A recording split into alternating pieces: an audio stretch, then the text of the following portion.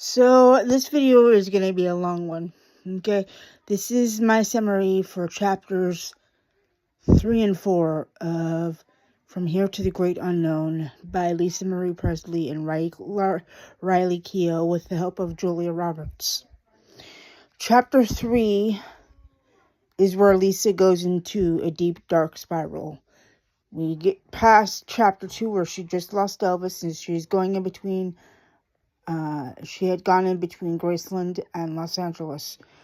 Here, she is living full-time with her mother, but while going to live with her mother full-time, she is rebelling. She is not caring about school, doesn't care about her grades, goes to different schools, all within a 2-year period, 3-year period.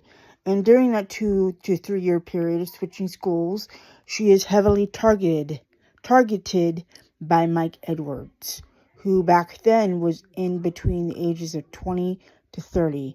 Lisa Marie was between the ages of 10 to 16. Priscilla dated Edwards from 1978 to 1984. 6 years, okay? This is a really dark, heavy chapter. We see Lisa going in between different schools. While doing that, tapping into using drugs, weed, and coke. And she was on those benders. And then she got to a point where she didn't want to do that. She is targeted by Edwards. She then brings it to her mother's attention. I'm not going to go into graphic detail of what was said in the book. It's very heavy, and it's very, it tore my heart in two. She talks about that, and she talks about what he did. She brings it to Priscilla's attention, but Priscilla does not care about that. She's in between, trying to work in Hollywood, going in between Los Angeles and different areas to do different filming opportunities for movies and modeling. She's not paying attention to what Lisa says. And, it happened multiple times, and she was between the 11, 12, 13 years old.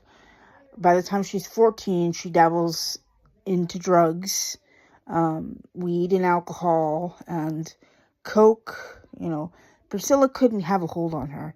Edwards tried to be that father figure, that disciplinarian, but she just didn't give a shit. She's like, fuck that. I'm not doing this shit.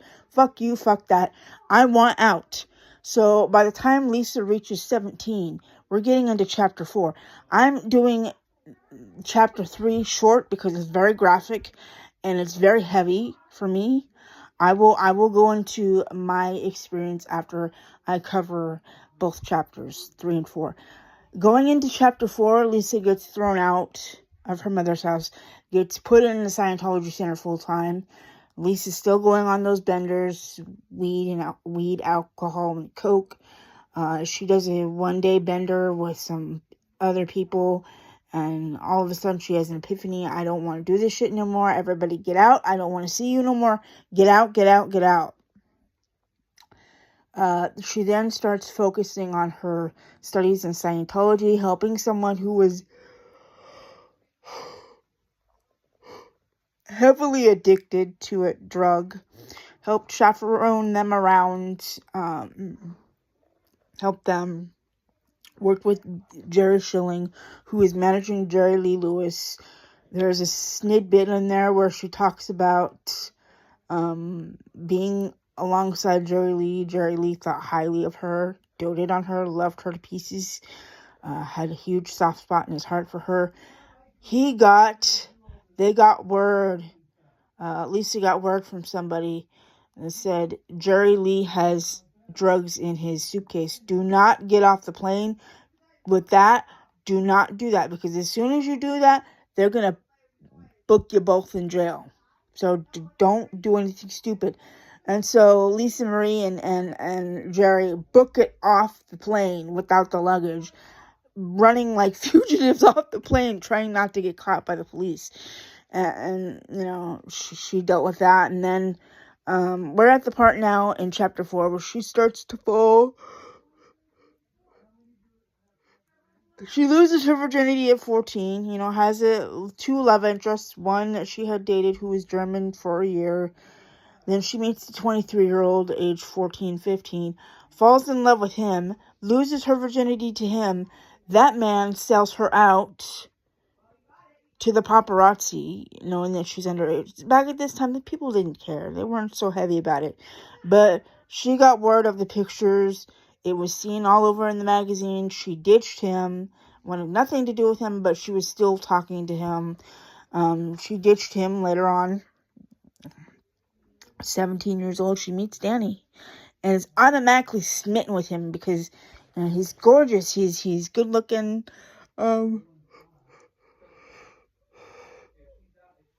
Meanwhile, Danny's got a slew of other women, gawking over him and fangirling over him, and she's just like, I really like this man. I want this man to be the father of my kids.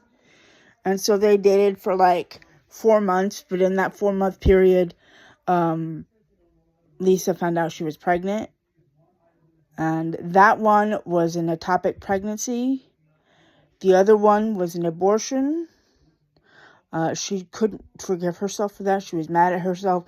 She told Danny about it. He was gutted, heartbroken. So she made a promise to herself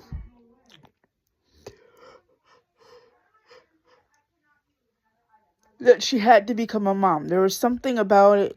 She's like, I need to have this child. I don't care if Danny wants to be a part of it or not. I really want to be a mom. So she goes on a trip on a boat, on a cruise, deliberately is intimate with Danny, and times her ovulation to a T, plans everything out, doesn't tell Danny. Danny's oblivious to this, and by the time they get off the cruise, 2 weeks later, she takes a pregnancy test, and boom, she's pregnant. And so she calls Danny, but before she gets pregnant with Riley, she makes a promise to the baby she unalived. She said, if you forgive me, can you please stay with me until I get pregnant again? Please. I'm sorry I did this to you. I'm sorry. And so she ends up getting pregnant with Riley. Danny doesn't know about it. She calls him while he's on the cruise. Well, he's out. And she says, I'm pregnant. And he's like, okay. And then they get married. They have Riley. And, they start putting their life together. Meanwhile, Priscilla's trying to break up the relationship because she doesn't think he's a good fit. And so Priscilla tries everything. Has a private investigator, all this shit. Has all this shit coming towards Lisa and Danny. Lisa's like, fuck this shit. I'm going to have this whether you want it or not. I'm going to marry this man whether you want me to or not. And so, 6 months after the pregnancy announcement, before Riley's born, they have the wedding ceremony. They get married. They have Riley. Some crazy dude decides he's the father of Riley, makes some threats towards Lisa, Danny, and Riley. Danny has Riley and Lisa go to Hawaii while Danny is on watch for the dude that's making threats towards Lisa and Riley. Danny caught him and decked him in the face. And so he wasn't able to come near Riley, Lisa, or Danny.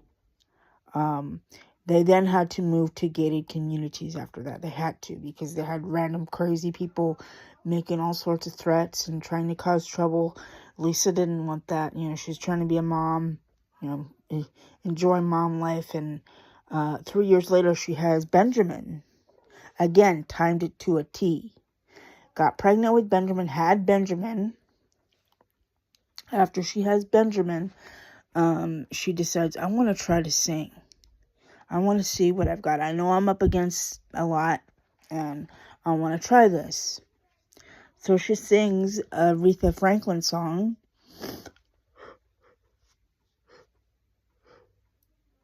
And she has Danny produce the song, how it's supposed to sound from her perspective. And then they shop it around the music industry. Prince and Michael Jackson get word of it. They hear it. They like it. They want her to work with them. And she's like, I appreciate that. And I understand that you guys want to help me. But I don't want to be somebody else's project. I want to do things my way. I have a particular sound I would like to have. I know what I want. And I want this. But it's probably not going to be right now. So Danny and Lisa are married for a good 6 years. Lisa meets Michael in 93 after his halftime performance that he did for the Super Bowl, after his interview with Oprah.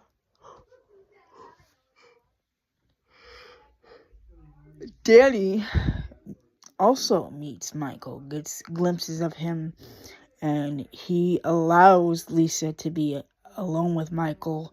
Michael's automatically smitten with her. He tells her, I remember this is the dress you wore. I remember you meeting me and my brothers. All of that. And that she was not necessarily taken aback, but she's like, okay, I don't remember that, but thank you. And then we had the earthquake in California. Michael had left his house because he was terrified of earthquakes. He got a hold of Lisa. They were talking every other day. And over that phone call, he fell in love with her. And they met up again, and he says, I don't know if you've noticed. Michael said, I don't know if you've noticed, but I'm completely, madly in love with you. And I want you to be the mother of my children, and I want you to leave your husband for me. Lisa's taken aback, like, what is this? I don't know. She's taken aback. She's like, okay. And so by spending time with him, getting to see him for him and not the persona that he put out for the public to see, she fell in love with him. And the part that breaks my heart is she had to tell Danny. She had come home and she was still all made up, and he said, come to bed. And she's like, I can't. And then he's like, okay, whatever. The next morning she wakes up and they have, the kids have breakfast, and she pulls Danny to the side and she says, I need to talk to you. He said, spill it. And so she said, Michael's in love with me, and he wants me to leave you for him, and he wants me to have his children.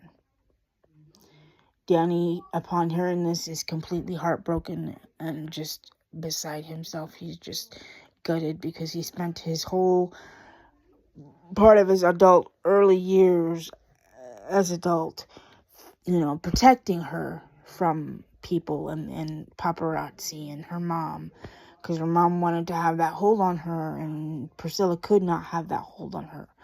But Danny was the one to file for divorce.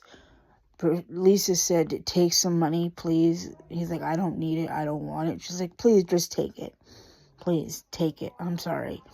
And so she goes and she marries Michael in the Dominican Republic.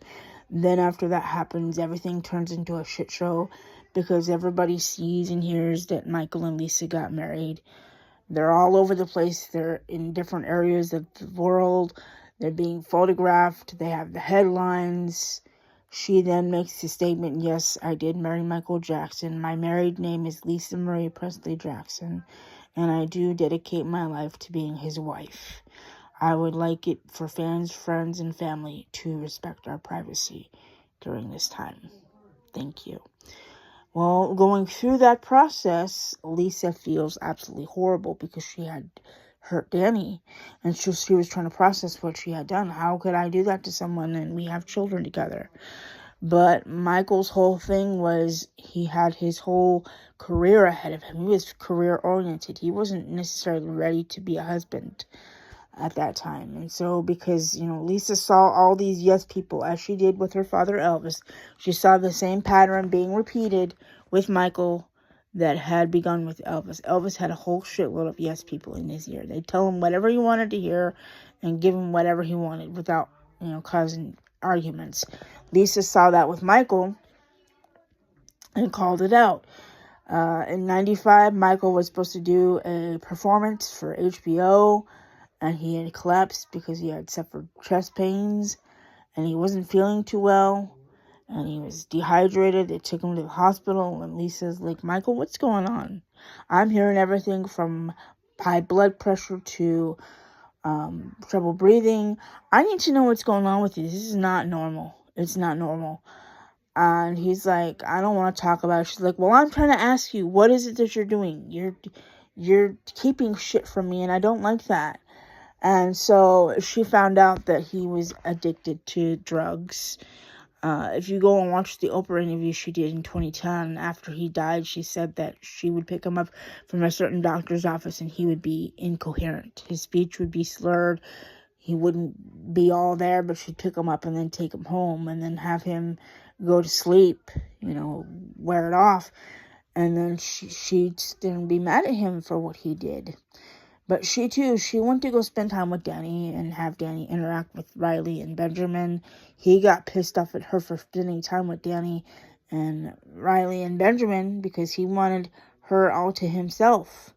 And he wasn't happy about that. So he would go off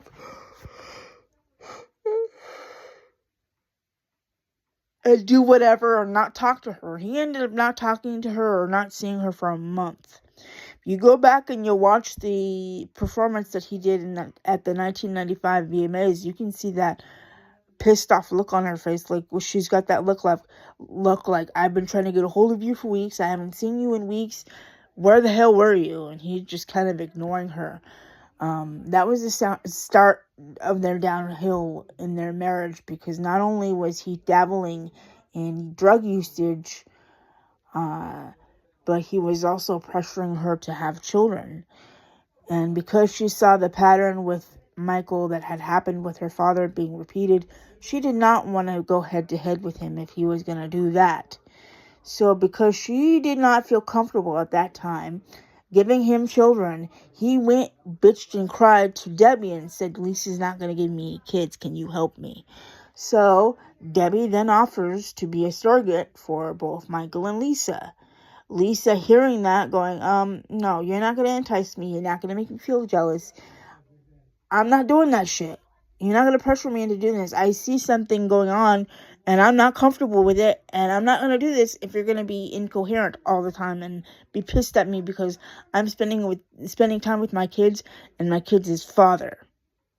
So she said, I think her words were, if you want Debbie to have your kids so much, why don't you go fuck Debbie?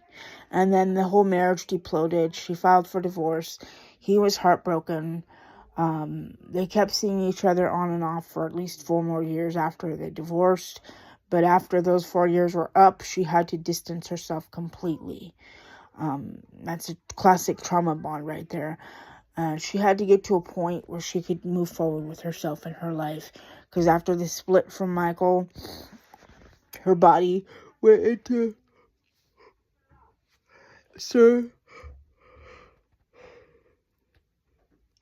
survival mode, and her body shut down. Her gallbladder stopped working. She had mono. She had Epstein-Barr. I mean, she had to take time for herself to heal her body and kind of get past those 4 years plus with Michael, being love stuck on him, and then going on from Michael to John Oszaka, then going on from John Oszaka to Nicolas Cage, then from Nicolas Cage to Lockwood. She had a numerous slew of boyfriends throughout that period. I prefer her time with Danny because Danny was actually there for her, as to where all the other ex-husbands weren't really there for her. They weren't, they didn't have the close bond that she had with Danny. I do believe that Michael was selfish at some point during that time period he had with Lisa while married, and after the divorce, he wanted her to himself, but wasn't willing to give up part of his career to have what he wanted. because he was so focused on wanting to be present, perform, do recordings for albums, and have that life, and he wasn't really there for her to start the process of having kids. His whole thing was, I'm going to take care of my career. We'll get there when we get there. And then because he went to Debbie, the whole thing just fucking blew up. Now, if it were me, I wouldn't feel comfortable with my husband going to another woman and saying, well, if my wife isn't going to give me kids, can you do it? Because I would automatically tell him, go be with her. But at the same time, while Debbie is pregnant with Prince in Paris, he's having an intimate relationship with Lisa behind Debbie's back while Debbie's pregnant. No, that doesn't sit well with me. That is where I stand on that. People are going to say, well, that Michael didn't really say that. It's in Lisa's book. It's chapter 5. She talks about meeting Michael when she first met him. This might as well be chapters 3, 4, and 5. Meeting him, being reintroduced as adults, and falling in love, getting married, getting divorced from Danny, getting remarried, having that marriage last for, I don't know, a year and a half, and then have that one go down the toilet. It was a shit show. But for her, I think in the efforts of her marriage with Michael, she wanted to save Michael from the same fate that her father had, and she couldn't do it because he wasn't willing to give that up, and she wasn't going to sacrifice herself spiritually, emotionally, or mentally, or physically to give him that if he was not in the right headspace for it. I do have an experience dealing with a relative SAing me as a child, so I can relate to that. And then having family members on mom's side to sweep it under the rug as if it never happened. That has caused me to distance myself from my mother's side of the family, because neither person in her family on her side fought for me after that took place. And the cousin that physically did it went to school and bragged to everyone how wonderful it was to have that happen. Mind you, I was 9 years old. I am now 38 years old, and I still have problems with that. It never goes away, I don't talk about this often because it's a very heavy subject, and people have dealt with this in different ways. I chose to shut off from people and not open up because I don't want to be judged for something that happened to me when I was a child, because there are people on the internet that like to do that. So that's where I stand with this. The next video is going to be chapters 6, 7, 8. And then I'll end it from there. But this is just my viewpoint on Lisa's book and how heavy and dark it is. Chapter 4 was light. It wasn't as dark. Chapter 5 was a little light, but then it went dark. Chapter 6 and 7 are probably going to be really dark. I don't know yet. I have to re-listen to the audios. And then I'll get back to doing another video. All right? Thank you. Bye.